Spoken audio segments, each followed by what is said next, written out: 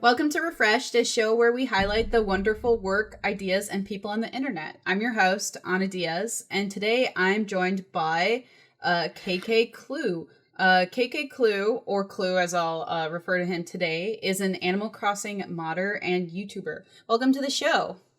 Hi, thank you so much for giving me this opportunity. This has already been lovely. You know, it's very beautifully organized, and it's been a great time interacting with you so far. Even though I only met you like 24 hours ago, maybe even actually no, it was it was a week ago. It was a week ago. Yeah, and this the timing was right. Yeah, no, I was glad to be able to get you on here because I've been I've sort of encountered your content like in random sort of news articles.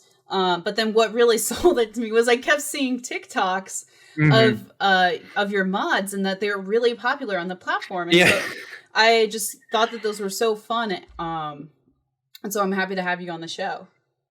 So I've never been like fully against TikTok. I've always thought it was fine. It's one of those platforms that's kind of so new that for me it's really hard to get into. But an interesting anecdote about that is that everything that you've seen on TikTok has been a repost by somebody else, usually without permission. Yeah. So I don't use any social media. I quit like traditional social media back in 2016, and now YouTube, Discord, Twitch, that's it. Like nothing else. I discovered about myself that it was just really poor for my mental health. And it was, I know about myself that it's easy to get addicted to those kind of platforms. So I just ditched them. But my policy is if, because I don't use those platforms and I don't have a presence on a lot of the platforms that I get my content reposted on, I can't really do much about it really, I don't have a big following, so I can't reach out and have like priority assistance or anything like that. So usually I just let people do it most of the time. People reach out to me being like, oh, I saw your video reposted on TikTok. And I was like, man, dude, I don't use TikTok. It's fine. You're here now. You reached out to me, mission complete. Like people will eventually be routed back to me through reposts because I watermark everything. Yeah. But I do have one guy that's actually a patron of mine called ACNH Game Shark.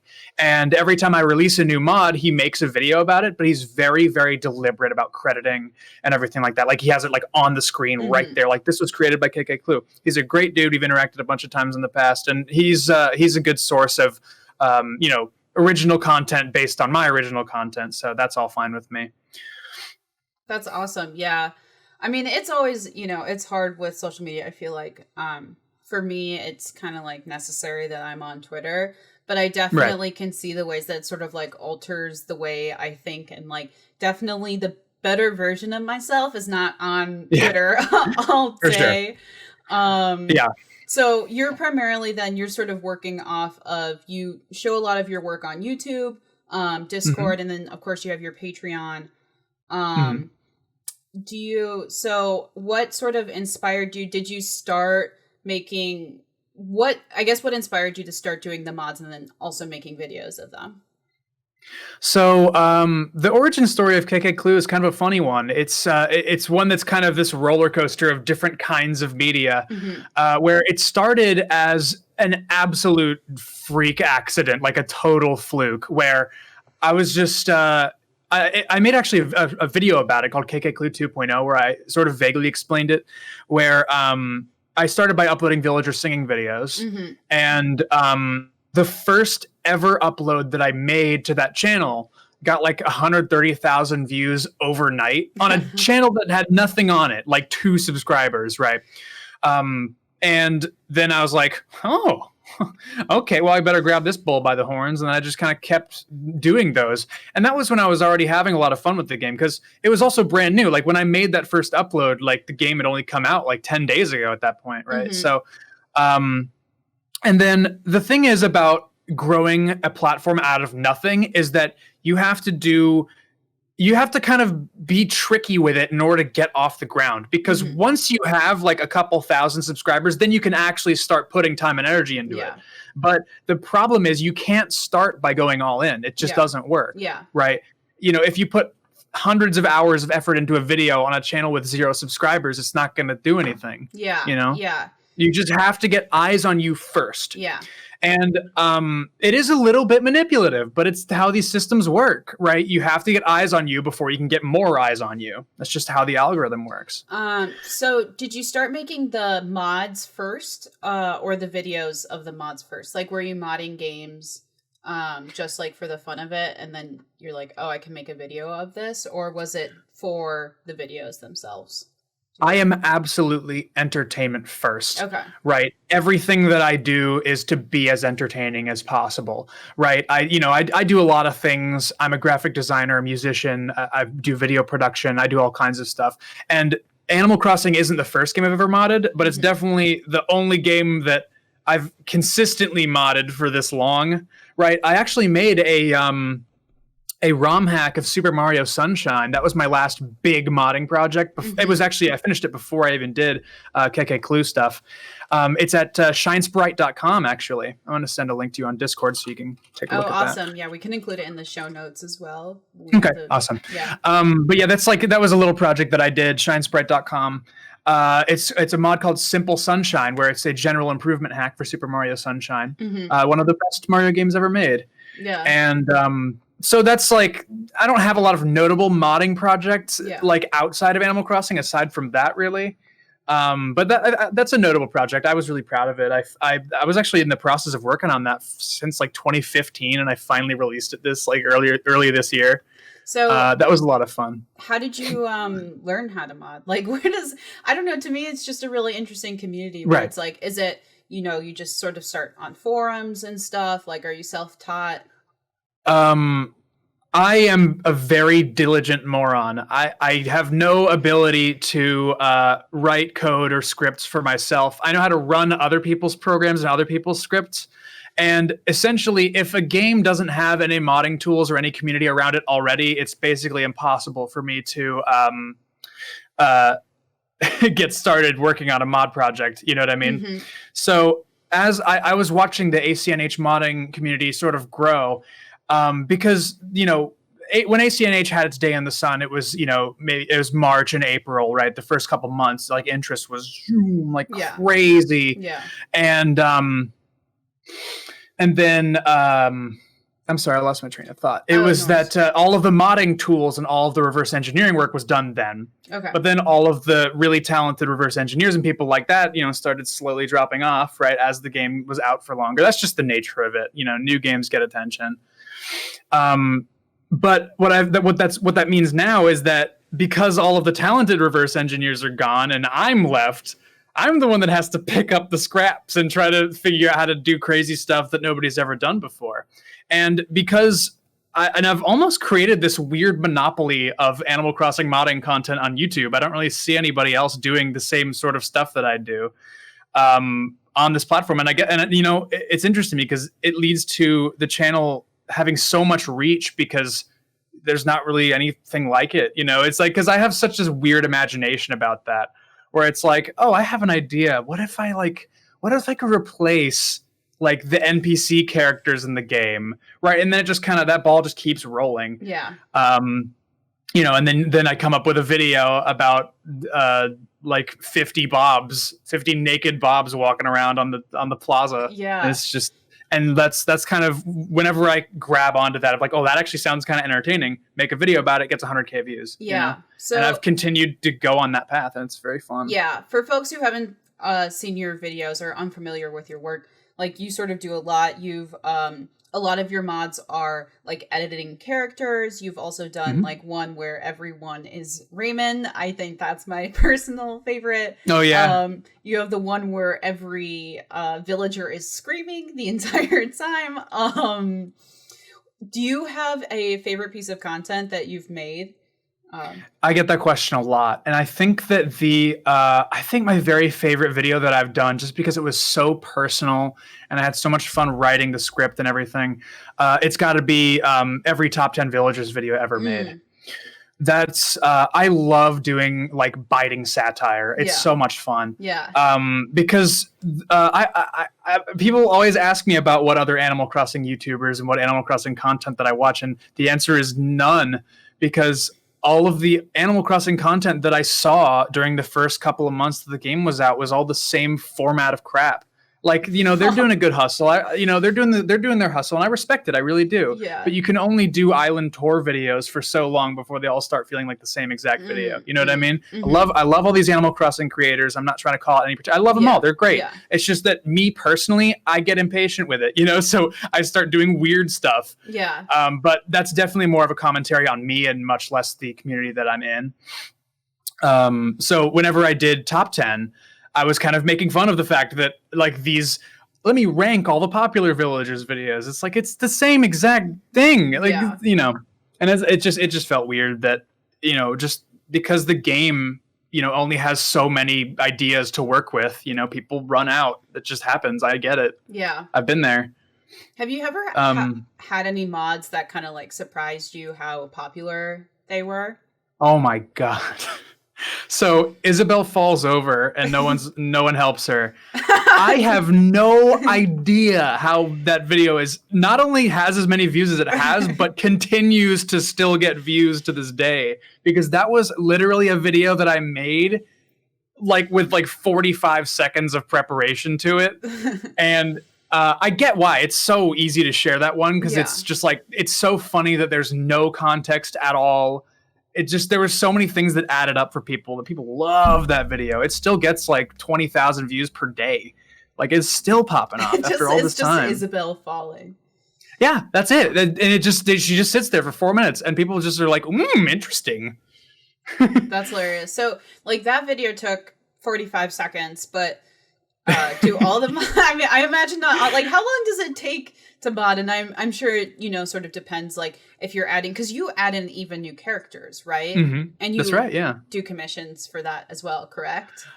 I am planning to do commissions, but I haven't done any yet. Yeah. I have been building this commission portfolio page, and I'll give out the link a little bit later. I mean, I'll give it out through the Discord or something. Discord.kekeclue.com if you guys are interested. I'll give out the link through there. But but that's I think it's interesting because I've done art commissions before and I didn't have a good time. So I'm always I don't know if I want to get the ball rolling on doing commissions again, because I might totally hate it and it might kill my interest in making mods for the game. So I started building the page and I got it really nice. And I'm like, all right, I'm just going to leave it there until I decide what I want to actually do with it. Yeah. So how long does it take you to design a new character and then bring it into the game? Depends on the scope of it. For something that's like mostly based on something that already exists, like duo Brow Hazel, that only took me maybe 6 to 8 hours to make. Just the mod itself, like obviously the video took even more time because that video, I mean, mod makeover takes forever to make. Yeah. But for something like Lucha Roma, which is my most recent mod makeover episode, which I'll get into this in a moment. It was just taken down by Nintendo yesterday, I think. I'll get it back in a couple days. But this is part of the process of doing Nintendo things. Lucha Roma, that character took me like a week to make. Okay. It was a lot of work. So is it just like the various character elements almost? Is that what takes so long, or what aspects of it sort of? Well, I have to paint it. Like I have to draw every single texture and every asset. You know what I mean? So I'm basically reinventing the wheel and doing what a character designer would do at Nintendo, basically. But on top of that, I've had to put in a lot of the work to actually reverse engineering a lot of the formats, for how the game works, right? Like all the stuff about, the RGB layer being combined with the alpha layer, and you need to edit those both individually.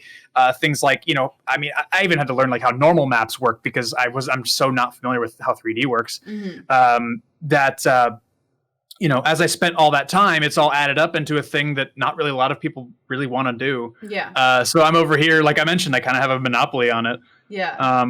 It's an interesting scenario that mod makeover is truly like irreplaceable, even though it's very difficult for me to make money on it. Yeah. Do you think anything would ever pull you away from Animal Crossing, or do you feel pretty settled? Like, would it just take a new game that's even bigger and just as easy to mod?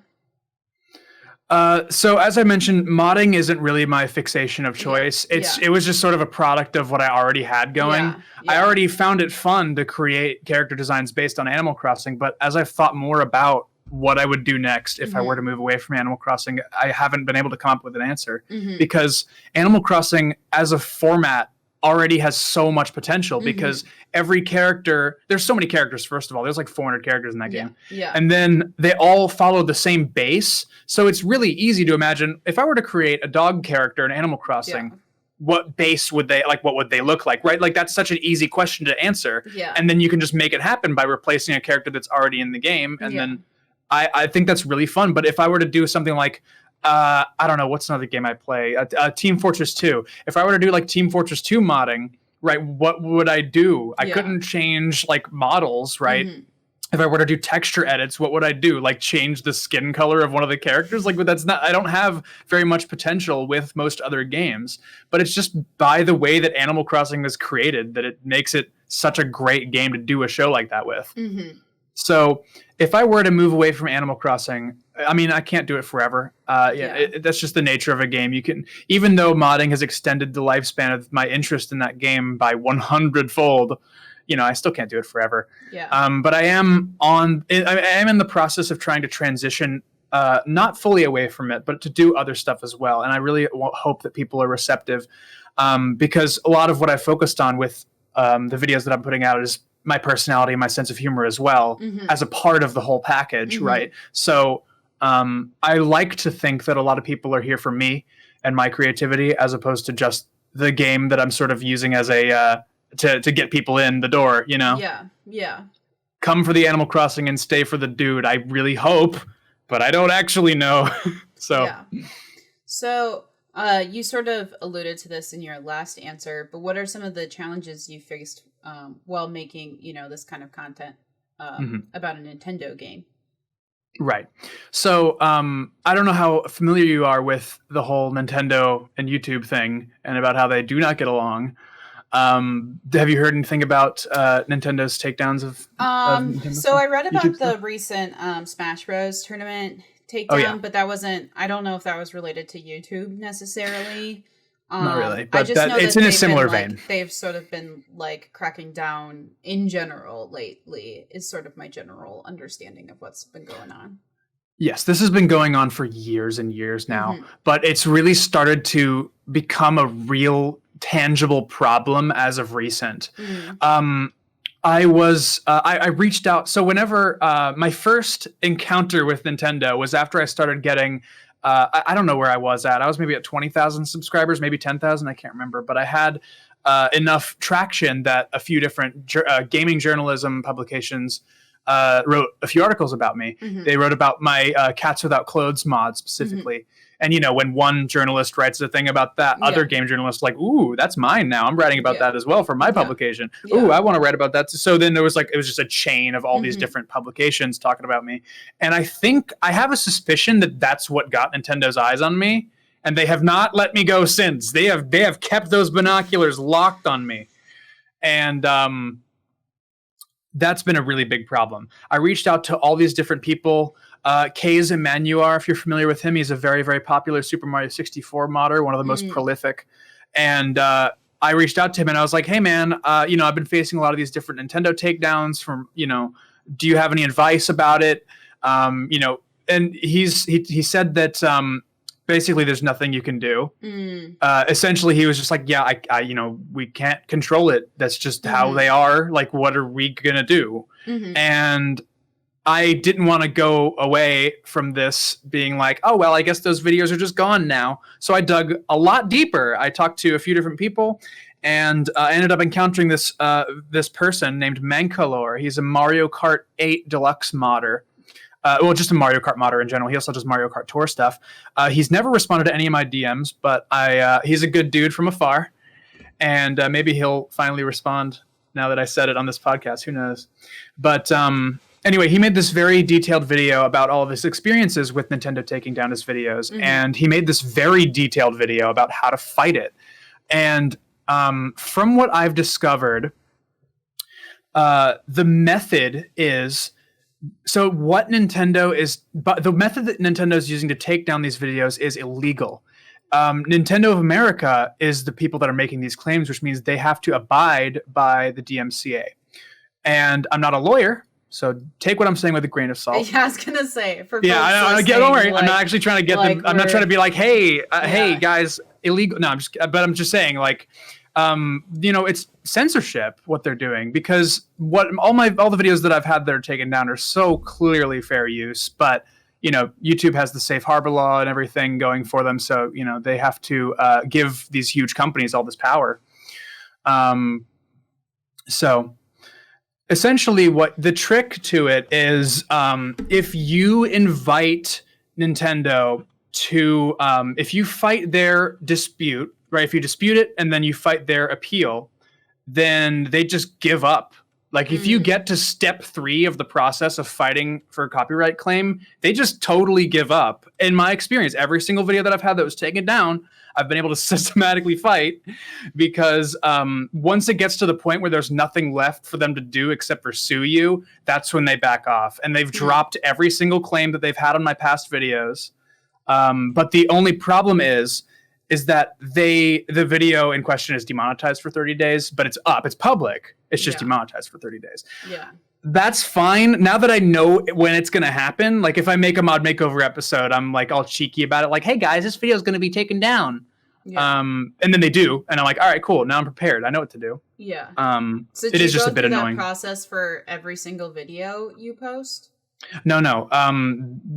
They are absolutely random with the videos that they take down. There's no consistency at all. Okay. But I have had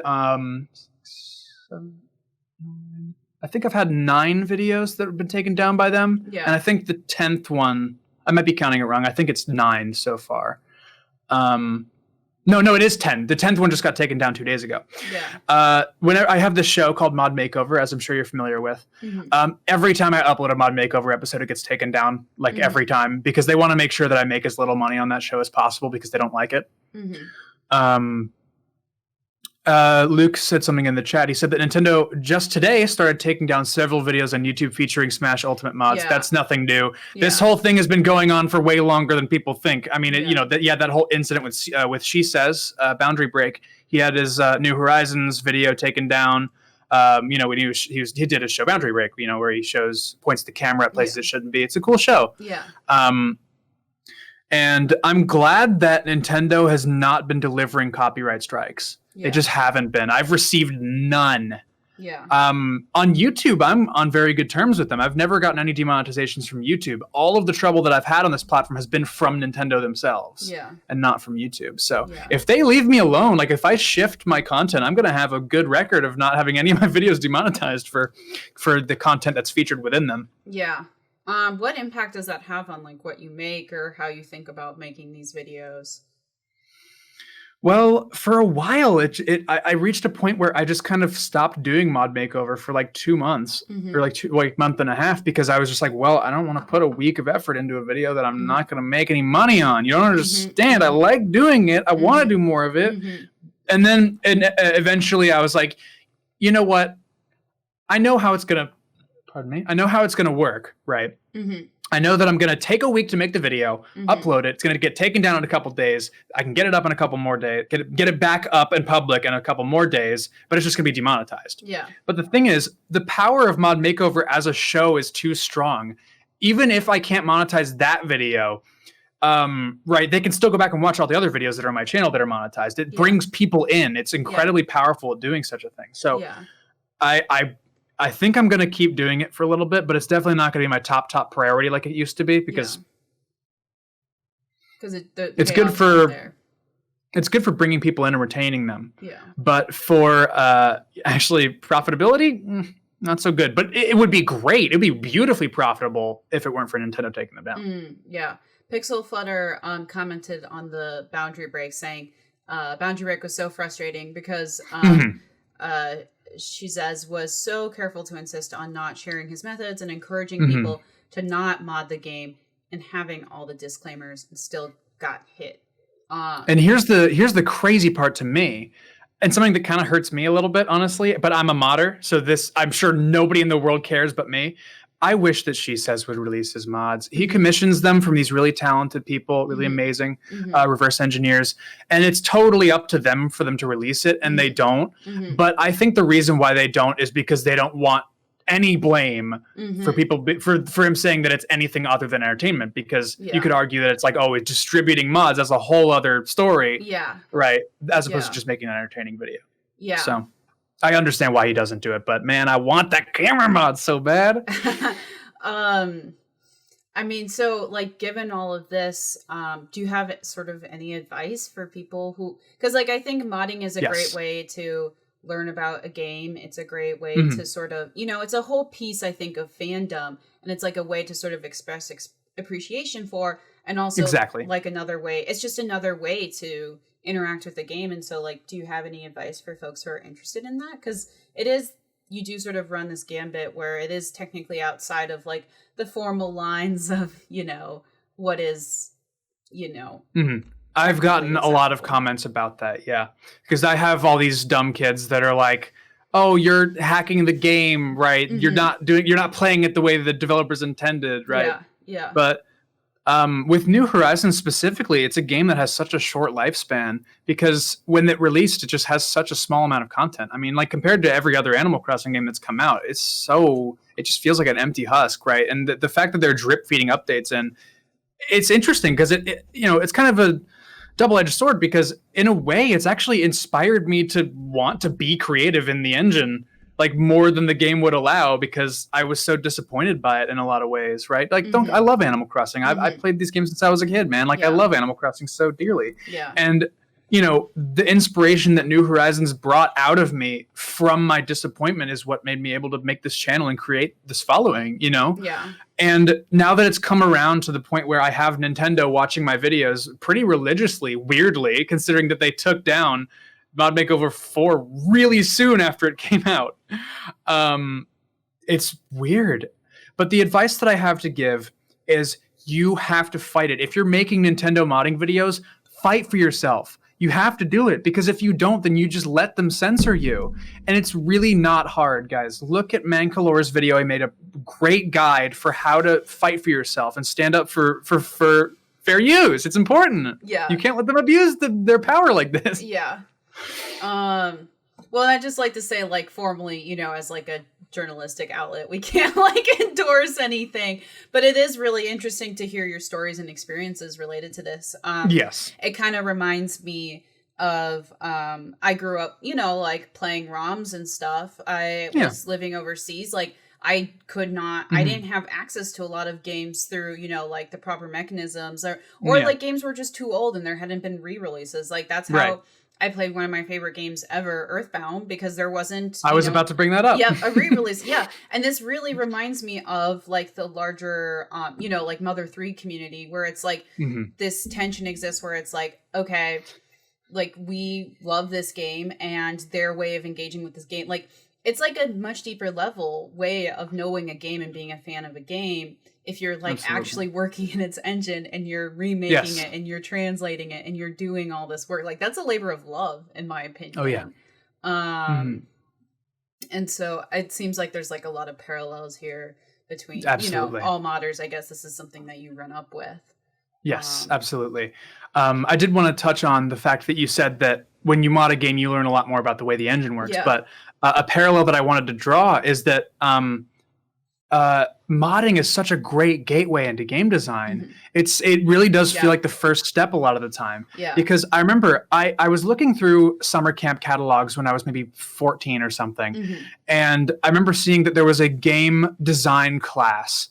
And the first game design class was teaching like the students how to mod Minecraft, right? Because Java is so easy as a first starting language, right? It's such a great example of a game that encourages modding and encourages people to be creative, not just in the game and like not just in the game, but in its engine, right? And it's great for teaching people how game design concepts work.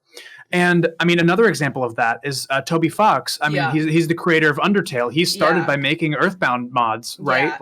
No, we all started with it. I actually interviewed him for a piece for NPR, and we talked about like how if it weren't for that like initial community in the Earthbound, like obviously like we wouldn't have Undertale today, and like he was well known because of the Halloween Earthbound.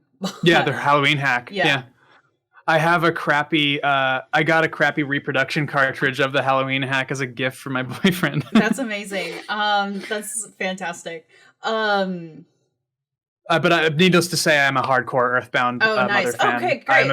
Amazing. Yeah, because I use a lot of Earthbound music in my videos, and it's actually the opening theme to Earthbound is the little theme for Mod Makeover, like like that's I love that song. It's great. Yeah, Earthbound music. It's so funny. It's weirdly popular, which makes sense because it's a fantastic soundtrack. I feel like the MinnMax community is probably like, oh, like God, honest, stop.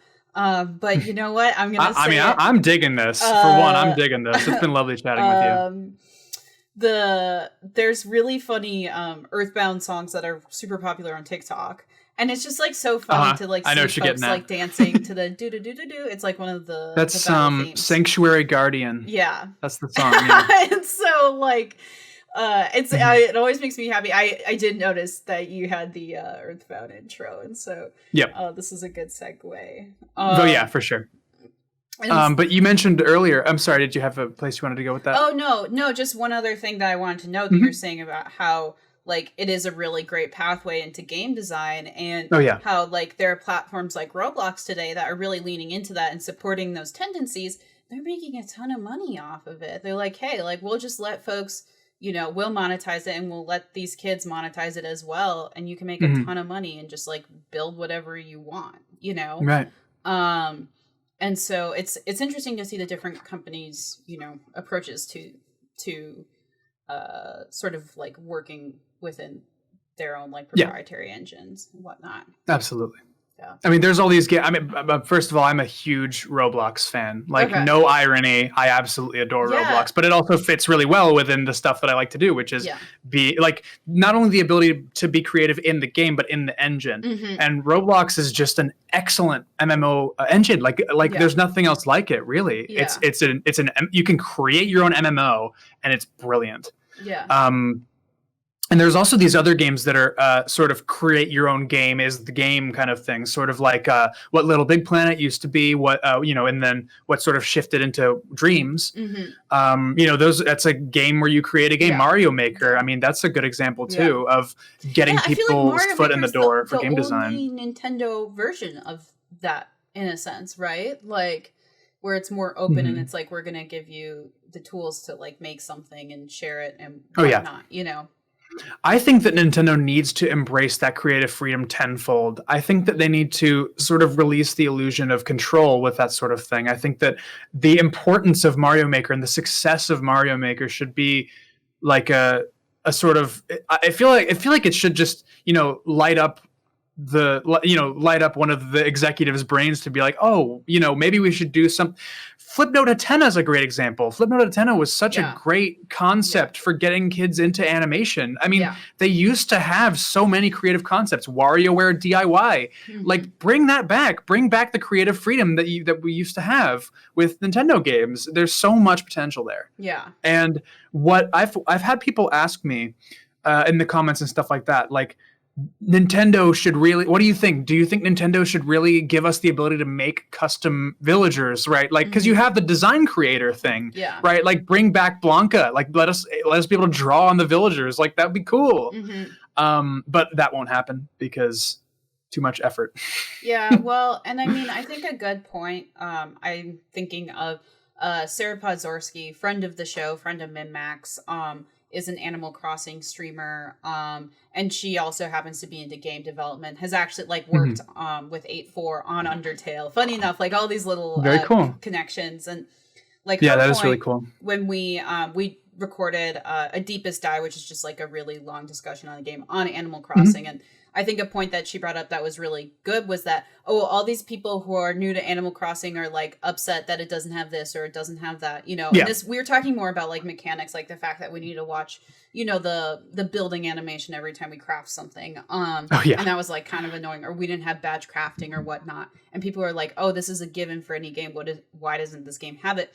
Well, Animal Crossing has always been like really limited in its in what it offers. Like when you compare it, like even though it's like we were complaining about these things, like she brought up this point, it's like it's still like a million times better than what we had before. That's a big problem, because another part of what makes New Horizons so frustrating is that it's hard to go back, because with New Horizons they introduced being able to place furniture on the ground.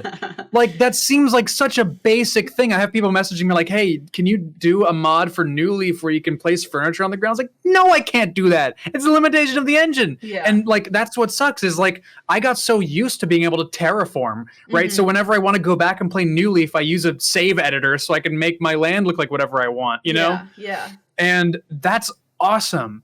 Like, it's always, it just, that New Horizons feels like 5 steps forward but also 5 steps back, you know. And that's what makes it so frustrating to me. But like, you know, for what it is, it's pretty awesome.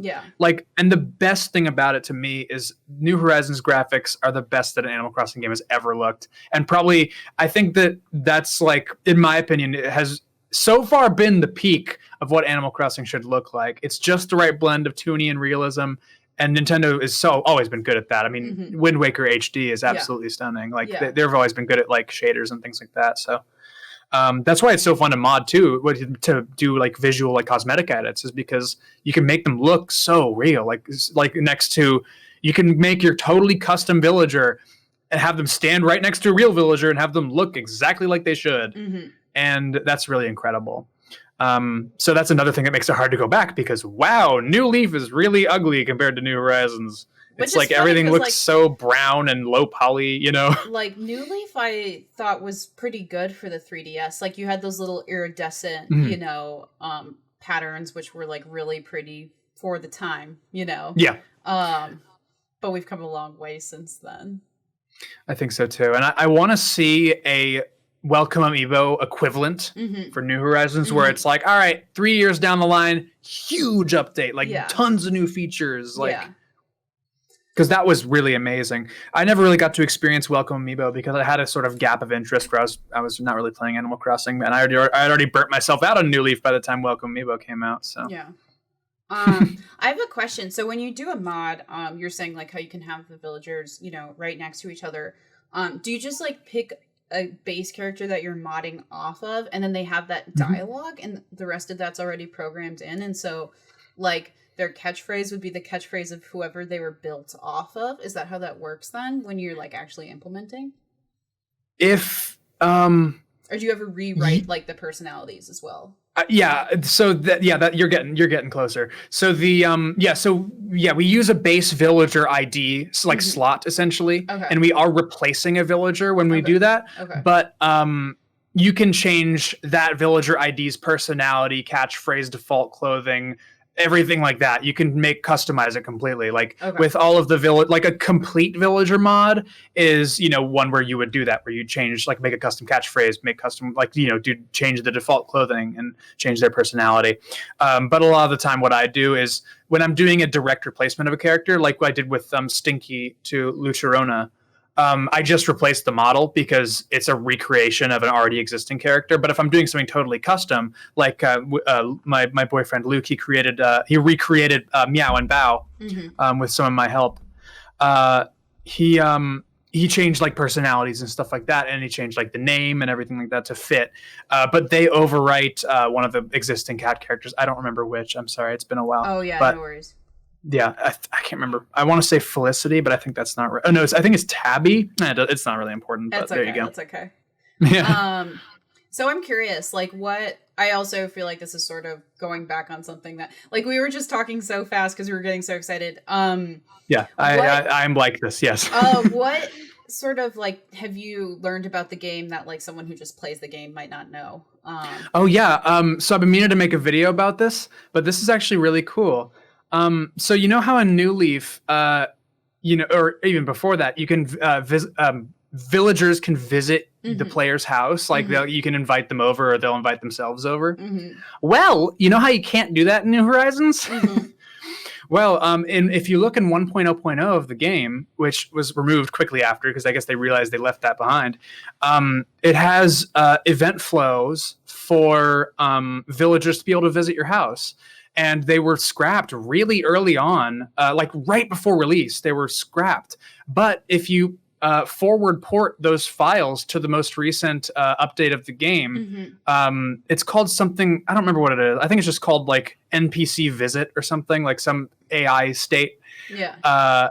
You can trigger the event through event editing, and then you can just have a villager just walking around your house and activating dialogue that used to exist but doesn't now, because they cleared out all those slots for the dialogue that isn't used. So is there like dialogue that's unbelievable normal that people haven't seen then? Well, no, we never got the dialogue, sadly. We only have the events, but it points to dialogue that doesn't exist because they wiped it. They wiped it before because nobody was supposed to access those events. But we still don't have that. It's like almost finished. Like they finished the event. It just isn't in the game still. Yeah. We're like 6 updates in and we still don't have it. Yeah. That's wild. I want visitors to have visitors in my house. I wonder if it was just like, okay, deadline's coming up. We can't. Oh, that's absolutely what happened. The text for all of these villagers. So we're just gonna scrap this part of the game. Like it feels like that a lot. Yeah. Like when I dive deep into these files, I'm like, what? Why didn't they? What? Yeah. It just feels like a game that was so rushed. Like it's just so rushed. What are some other surprising things that you sort of learned by diving into like the code of the game? I keep comparing it to New Leaf because New Leaf is so much better organized internally. But New Leaf, all of the models have their own individual subdirectories. So they're all organized for what they're used for. You have like a folder for furniture, for character models, for wallpapers, like textures and stuff.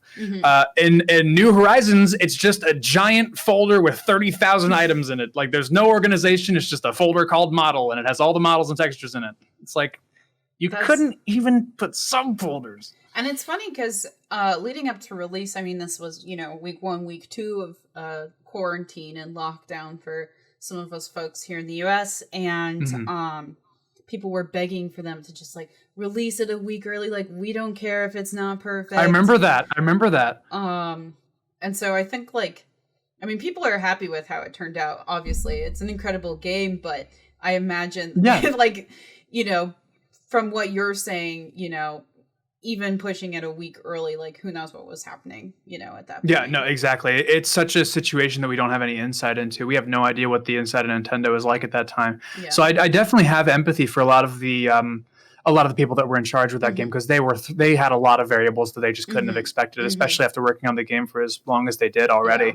Yeah. I mean, nobody could have predicted COVID. Nobody. It just came out of nowhere and it just shook up everybody's lives. It's still shaking up people's lives to this day. So, but crunch culture is never fun. Yeah. Never. It doesn't matter what company it's for, right? Yeah. I mean, it's gonna happen. Yeah. But you can tell there were definitely a lot of bits and pieces of New Horizons that feel unfinished, but there are equally as many that just feel like an absolute labor of nothing but love. Oh yeah. I remember that there were incredible. Yeah. One of the things that always stood out to me is the UI design. The UI in New Horizons is absolutely stunning. It's so efficient, and the sound design is fantastic. And there are a lot of things that just are so great about it. But man, it just hurts sometimes that how unfinished it is. It really does. Internally. Yeah. Do you have it could have been a lot better, but holiday updates type things that you're looking forward to or playing around with? Holiday updates. Oh yeah. So speaking of holiday updates, in the new Thanksgiving update, so to answer your question real quick before I slightly tangent, is there any holiday updates that I'm looking forward to? I don't really care. Usually updates don't even do anything for me because I don't really play the game anymore. I haven't like played the game since like May. Okay. Because I like the way that the developers intended. I mean, I ran I got bored, you know, so I started doing my own thing. Yeah. And I haven't really stopped. I've continued to have fun doing that. Like, I don't really play the game anymore. People are like, can I visit your island and stuff? It's like, dude, there's nothing on my island. I don't play the game. And people make fun of me like that. Like, oh, you have an Animal Crossing channel and you don't like Animal. It's like, no, you don't understand. I like Animal Crossing. Yeah. I just don't like playing the game in the traditional sense. It's taken on a whole new dimension for me. So no, not really. I'm not looking forward to any specific updates. I'm looking forward to stuff that people want, like, because people reach out to me to do what Nintendo isn't doing for them, which is always funny. People will be like, "Can you?" Let's see, what's a good example of that? Can you? I'll just give an example. Can you bring back Froggy Chair from New Leaf since Nintendo won't give it to us, right? Because that was in New Leaf and not in New Horizons. I just want to let you know that all MinnMaxers are official members of the Froggy Chair cult, where our sole purpose in life is to bring back the Froggy Chair to Animal Crossing. That's awesome. But what the conclusion of that is, I actually did get that question a little bit ago, but that was one of the first mods ever created for New Horizons. That was made by... I know that KillsX Gaming, who created Switch Toolbox, had some part in, because he cracked the code on getting a good method of model importing into New Horizons and other Nintendo titles that use the same 3D model structure. So that was one of the first 5 New Horizons mods ever made. It's so interesting to think, because that was just how inspired people are by that meme. Yeah. Did you ever import those little star trees into your game, or did you play around with other people's mods at all? Other people's mods? Well, so what you're describing is actually a save edit. That's not necessarily a mod in itself. Okay. Why don't you, for the folks who are unfamiliar, what's the difference between a save edit and a mod? Yeah. So I will explain that, because that's actually a very, very, very commonly asked question. Because if you go to the Animal Crossing, there's this big Animal Crossing modding server called Animal Crossing Hacking and Development. And it's to no fault of their own, but that server is just full of normies that have no idea how modding works, because they just want to cheat. They just want to cheat. So whenever I stopped bothering to go there. I stopped bothering to ask questions there, because I'm always 10,000 steps ahead. I'll be like, do you guys know how to get the skeletal structure to rig properly when doing a model import on a villager? For some reason, the bone rigging isn't handling the glasses models correctly. And then they'll be like, what are you talking about? So, but that entire server is full of people that just do save edits. And the difference between a save edit and a mod is that with a save edit, you don't need to do any actual asset replacement. It's just you copy your save file from a modded Switch over to your computer, do some changes spawn items, creating star trees, for example, changing out your villagers, things like that. You can even make it so that your town is 5 stars. You can do anything with save. It's just the whole save game is at your fingertips. And that's all stuff that you can do within the limits of the game engine. With modding and actual ROM hacking, quote unquote, because you're not really hacking the ROM, it's just asset replacement. But you're actually adding your own new assets into the game, right? With the Froggy Chair mod, somebody had to export the model from 3DS, clean it up a little bit, make it look nice, and then re-import that model into an existing chair model and have it be replaced by that. So then you can still, use it like a regular chair. That's a mod. But that is a very commonly asked question. Yeah. So it is. With star trees aren't necessarily a mod. It's a save edit, but you also can't do that no more because they patched it out. Yeah. I saw that. Have you had to do patches ever impact the kinds of work that you do? I'm sorry, what did you say? Do patches ever impact the kinds of modding you do?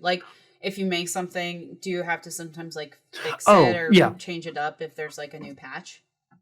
Yeah, sometimes. Yeah. So the thing that I was talking about villagers changing their names and their personalities, those files get updated every once in a while, and occasionally they'll break. With with like name files, for example, whenever they add a new character, there's this whole file called like strings. And in order to replace the names, you have to open up the strings file, and there's thousands of strings in there. And then you got to find the one that handles NPC names and take that one out and edit that, and then copy it back in, and then take that whole file and put it back on there. Mm-hmm. It's very weirdly organized. But yeah, so that's actually another thing, is that I'm not very diligent about updating my mods. I'm really bad about that, actually. So people will reach out and be like, hey, your mod doesn't work on the newest patch. Because usually with me, I'm like, all right, video's out, I'm done. Right? But people want to play with the mods on the most recent updates when they come out. So, yeah, Luke had a really good explanation for the difference between. He said mods cannot be shared between a hacked switch and an unhacked switch, as those files aren't present on the other switch. Since save edits operate within the base rules of the game, you can share hacked in items and stuff online. So that's why people could trade star trees with each other, is because once you have one, you can trade it. I mean, but I it's become kind of a meme in the Clues House community about can you trade the modded villager to me? Which makes no sense, because first of all, if you have a modded Switch, it's definitely banned and can't play online. And secondly, what Luke said, they don't have the files that makes up Duo Brow Hazel on their Switch's SD card. Yeah. It would just be a regular Hazel they would receive. You know what I mean? It's kind of an interesting scenario. But I've gotten that question thousands of times because like they did that with star trees. Star trees are a save file edited concept, right? They're within the base rules of the game. You just can't acquire it normally. Yeah. And those can be traded. So, with these people that don't know anything about how modding or technology works, really, that's not even that outlandish of a concept, but it's interesting. Yeah. Twitch chat, if there's a question that you would like to ask Clue, get those in now, and then we can go ahead and ask him those questions. But before we tie up, just thanks for coming on the show. And it's really interesting, to hear about this side of things.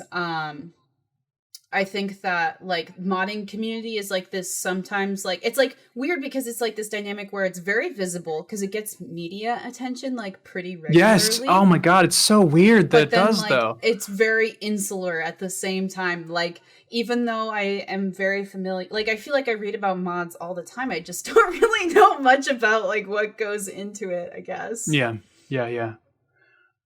But it's interesting because it really is like, in my mind, it's like the second half of video games where it's like what people choose to do with what's already out there, right? Mm-hmm. Because I'm definitely a proponent of once a company releases a game, right?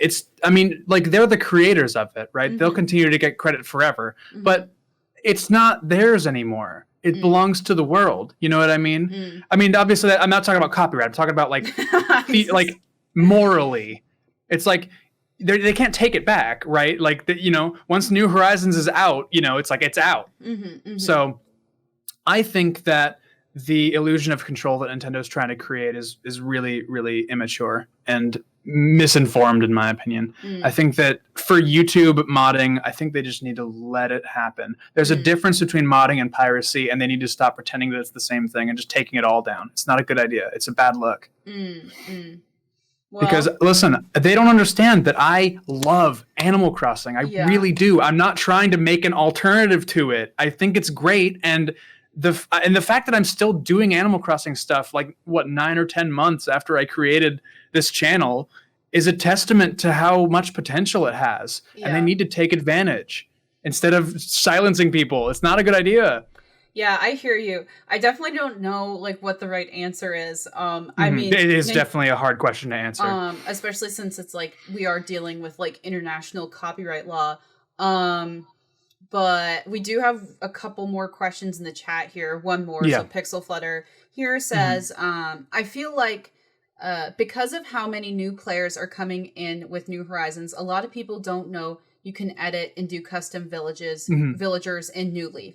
And that hacking a 3DS is so much easier and less risky. Would you ever consider doing backwards mods makeovers, like retexturing Maple into Judy in New Leaf or something? That's a good idea. That is a good idea. And I would have taken advantage of that.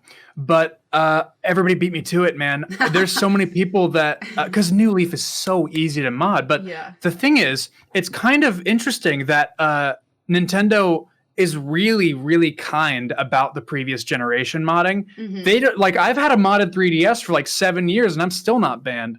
Like, you know, I even backed up my own games and installed them on that, right? Which, you know, to blind eyes would be piracy. I mean, obviously I bought the game, but, you know, to them, it's all the same. So it's interesting that I'm not banned on the 3DS, but when I got my modded Switch, I was banned in like 3 hours, right? Which I expected. I have another Switch. That's, you know, but they're being more careful, and that's fine. I'm not upset about them being more careful. This is their baby. Like, I mean, Breath of the Wild, you know, that's a great game. You know, they deserve their platform to be hacker free. Because they've clearly put tons and tons of time and effort into making the Switch as awesome as it is. So I'm not mad about that. My problem is, let me do whatever I want with my banned Switch. If that includes me making videos with it, then let me do it. Leave me alone. Yeah, it does make me wonder. I should just contact the folks at Fangamer and just ask them, but like, why they were able to do so much with the Mother franchise and series without getting like completely taken down. Because like everyone knows who's behind like the Mother 3 fan port, you know, like it's not a secret. And I do wonder, I mean, I'd be curious to get your thoughts. Like, do you just think it is just a matter of like older game, like Nintendo tends to care less about older IP, and so like the 3DS is fine, like New Leaf is fine, but like it's more about like, okay, we're gonna be more protective of like newer stuff that's coming out that people are buying right now. Like, what do you think? I don't care how old the game is. Online cheating should always be taken into account. Like, even for older games, if the servers are still up, if you can still play online multiplayer, like if you can play Super Mario Maker 1 online, that needs to continue to be maintained for as long as the servers are up. Cheating and hacking aren't the same thing, right? Or cheating and modding aren't the same thing, right?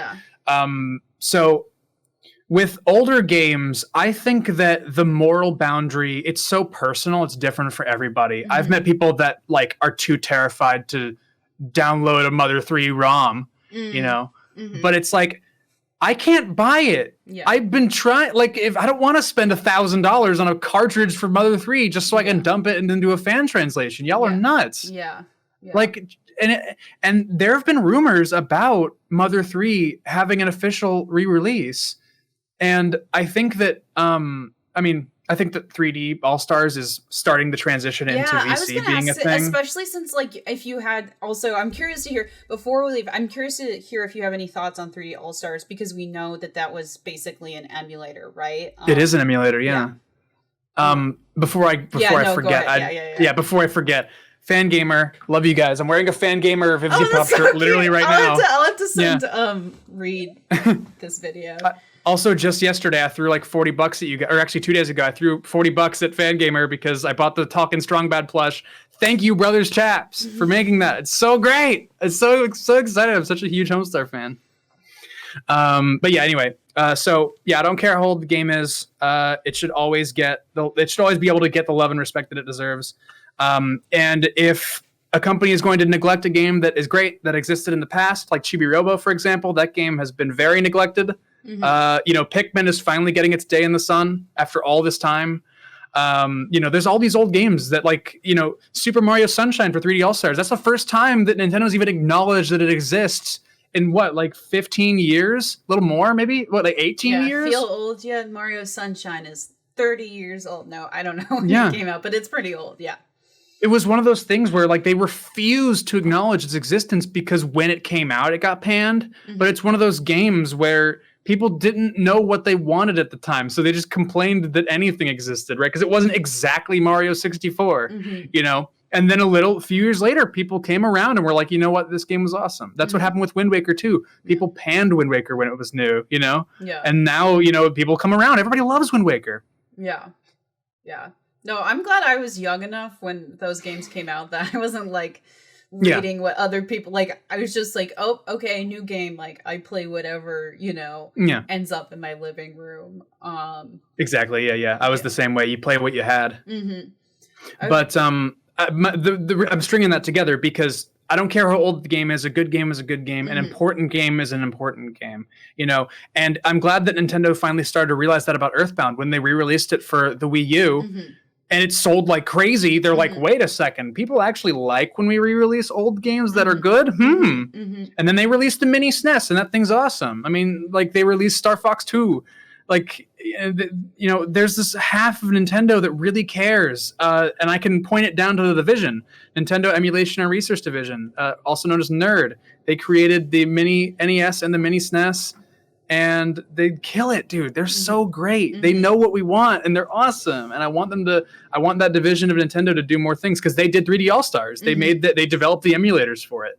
Like NERD is great. They know what we want, and I want to see more from them. Awesome. Okay, so I think we're gonna wrap up for today. Yeah, we gotta start wrapping it up. Before we go, I would just like to thank all of your viewers who chimed in today, the KK Clue community, and I'd like to thank the MinnMax community. Thank you for watching. Thank you to all our subscribers. In case you folks didn't know, this all works because of a Patreon. Thanks to everyone's support. We've been able to add shows like this, so if you like shows like this, please watch them, share, comment, reach out to me. I love to hear y'all's feedback. Tell me what gets you excited, what you're interested in learning more about. I really, really appreciate that. And be sure to subscribe and follow our Twitch channel here at MinnMax Show. And you can also find our Patreon at patreon.com/MinnMax, Min with 2 N's, since we're based in Minnesota. And Clue. Oh, I get it. Everyone, yeah, yeah, it's a pun. Clue, where can everyone find you and your work? So, my KK Clue channel, you can go to kkclue.com. I'll put it in the chat right here. That's right there. That's my YouTube channel. We're really close to 50K subs. We're so close. We're at like 49.5K, I think, right now. It's crazy. We're so close. And I've got my Patreon at patreon.com/clue. I've also got, what else? I got my Checkpoint page, which you can't do commissions right now, but it's a good portfolio. Checkpoint.cc/clue. I also have other social media that I don't use, like Twitter and such, but you can find all that in my Discord server and the links channel at discord.kkclue.com. Become a Clues House member today. But yeah, this has been an honor to be a guest on this podcast. It's been a lot of fun. It's been really great to meet you, Anna. Thank you for inviting me. It's been great. Yeah, no, this was really fun. I was a little nervous because I'm like, oh, day after Thanksgiving, is anyone going to want to do this? But I was like, oh no, it'll be nice. Like, people like entertainment during the holidays, and like I was excited to have you on, so I was like, let's just do it. So thanks again for coming on the show. I mean, I would love to do this again in the future. This was a whole lot of fun, and it was very well organized, and you've been great at keeping it going, and it's been fun. I mean, thank you once again. But yeah, please invite me on again, Anna. Yeah, of course. Well, thanks to all our viewers today. We're gonna wrap it up, but thanks so much, and have a great weekend. Have a great holiday weekend. Yeah. Have a good holiday, and play lots of video games. Video games! MinnMax is a Patreon about games, friends, and getting better. The Deepest Dive is the best, most thorough discussions about games on the internet. Prove us wrong, please. The MinnMax Show podcast airs every Thursday. Patreon supporters vote on what we stream every single week, and a whole lot more. Give us a shot, try subscribing to the YouTube channel, and we hope we can win you over.